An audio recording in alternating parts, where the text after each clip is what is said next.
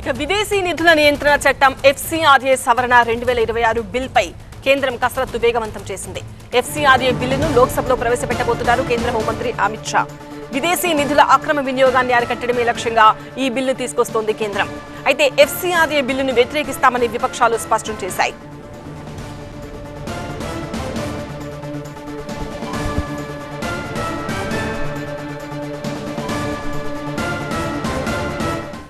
FCRA బిల్లుతో minority విద్యా సంస్థలను ముఖ్యంగా క్రైస్తవ సంస్థలకు విదేశీ నిధులను ఆపే కుట్ర చేస్తోందని విపక్షాలు ఆరోపిస్తున్నాయి.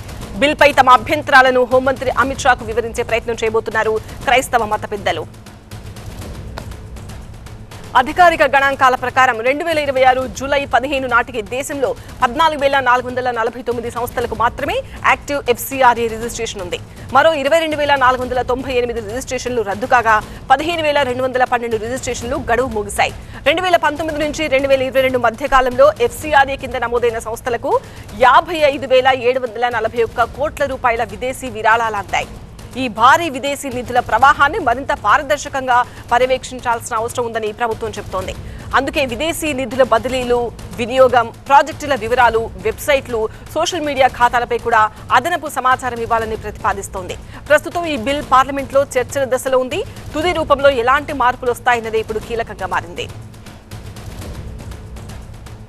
ఢిల్లీ బ్యూరో చీఫ్ గోపీతో మాట్లాడదాం. గోపి, FCRA బిల్లును లోక్సభలో ఎప్పుడు ప్రవేశపెట్టబోతున్నారు?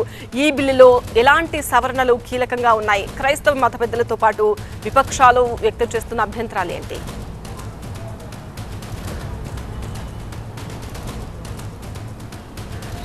విదేశీ విరాళాల నియంత్రణ సవరణ చట్టం 2010కి సంబంధించిన బిల్లు పార్లమెంటు సజావుగా జరగడం లేదు. సో ఆర్డర్లో వచ్చిన తర్వాత, ఎందుకంటే కేంద్ర హోంమంత్రి దీన్ని ప్రవేశపెట్టాల్సి ఉంది, కానీ కేంద్ర హోంమంత్రి అమిత్ షా ఈ విద్యార్థులపై జరిగిన దాడికి సంబంధించి సమాధానం చెప్పాలని చెప్పి విపక్షాలు ఆందోళన చేస్తున్న నేపథ్యంలో ఈ ఉభయ సభలో కూడా 14 రోజులుగా ఎటువంటి చర్చలు లేకుండానే బిల్లులు ఆమోదం పొందుతున్న పరిస్థితి ఉంది. సో ఇప్పుడు ఈ FCRA బిల్లు సవరణ బిల్లుకు సంబంధించి విపక్షాలు కొన్ని అభ్యంతరాలు లేవనెత్తుతున్నాయి. పారదర్శకంగా విదేశీ విరాళాల నిర్వహణ కోసం ఈ బిల్లు అని చెప్పి కేంద్రం చెప్తున్నప్పటికీ కూడా ప్రధానంగా చర్చిలు, అలాగే చారిటీలు, వీటిని నియంత్రించేందుకు కేంద్రం కుట్ర పన్నుతోంది.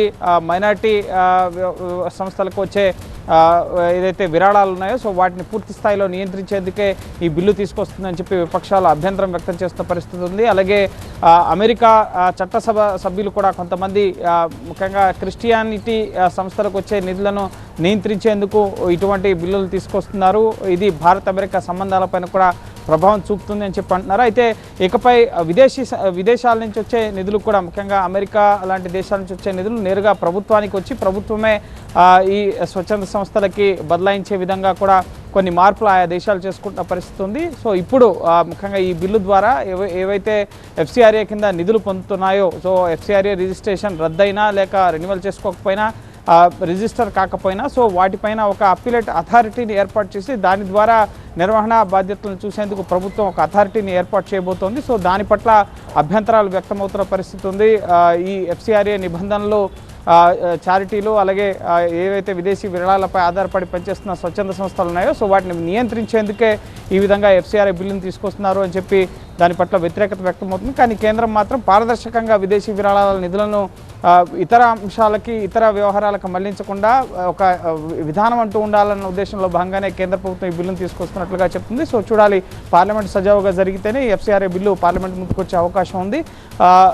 ముఖ్యంగా నెక్స్ట్ వీక్తో పార్లమెంట్ సమావేశాలు ముగుస్తున్నాయి కాబట్టి సో చూడాలి, ఈ వారం రోజులే ఈ బిల్లు కూడా పార్లమెంట్ ముందుకు వచ్చే అవకాశం కనిపిస్తోంది.